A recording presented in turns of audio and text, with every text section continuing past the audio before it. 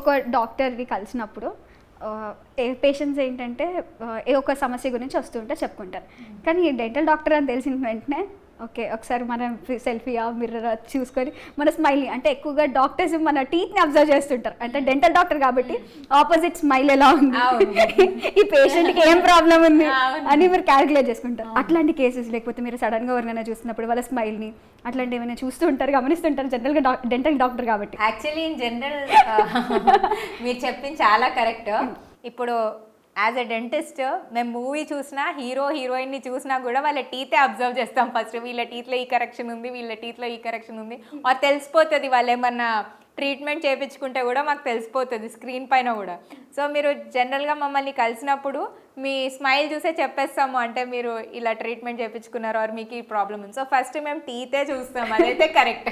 ఫంక్షన్స్కి వెళ్ళినప్పుడు అట్లాంటి సిచ్యువేషన్ మీరు కన్సల్ట్ అవ్వండి డాక్టర్కి, అలాంటివి ఏమైనా చెప్పారా?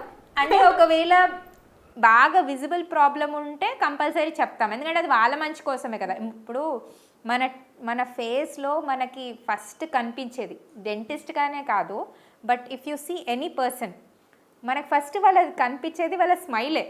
వాళ్ళ ఐస్ తర్వాత వాళ్ళ స్మైల్ ఎంత బాగుంటే వి ఫీల్ సో హ్యాపీ, అంటే we feel happy with that person. అరే వీళ్ళ స్మైల్ ఎంత బాగుంది అని ఒక టైప్ వాళ్ళతో ఒక బాండింగ్. మీరు చూడండి తక్కువగా స్మైల్ చేసి ఇలా సీరియస్గా ఉన్న వాళ్ళకి ఎక్కువ ఇది ఉండదు, అంటే ఐ మీన్ వాళ్ళ దగ్గరికి బా ఇప్పుడు ఎందుకు ఇంత సీరియస్ ఉన్నా, డిస్టర్బ్ చేయకుండా ఉంటే.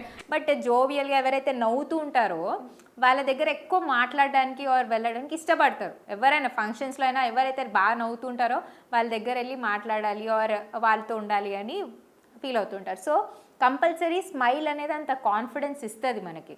సో అందుకనే మీరు స్మైల్ అనేది మీ అబ్జర్వ్ చేసుకోండి, అంటే మీరు ఎలా స్మైల్ చేస్తున్నారు, మీ స్మైల్ లైన్ ఏంటి, అసలు మీకు ఏమన్నా అంటే మీరు నవ్వేటప్పుడు మీకు ఏమన్నా ఒకవేళ ఏమైనా ఇబ్బంది అనిపిస్తుంది ఆర్ మీరు ఇట్లా దాక్కొని స్మైల్ చేస్తున్నారు, అంటే మ్యారేజ్కి వెళ్ళినప్పుడు ఇలా అందరు జోకేసి అని నవ్వుతున్నారు అనుకోండి, కచ్చి పడ్డం పెట్టుకొని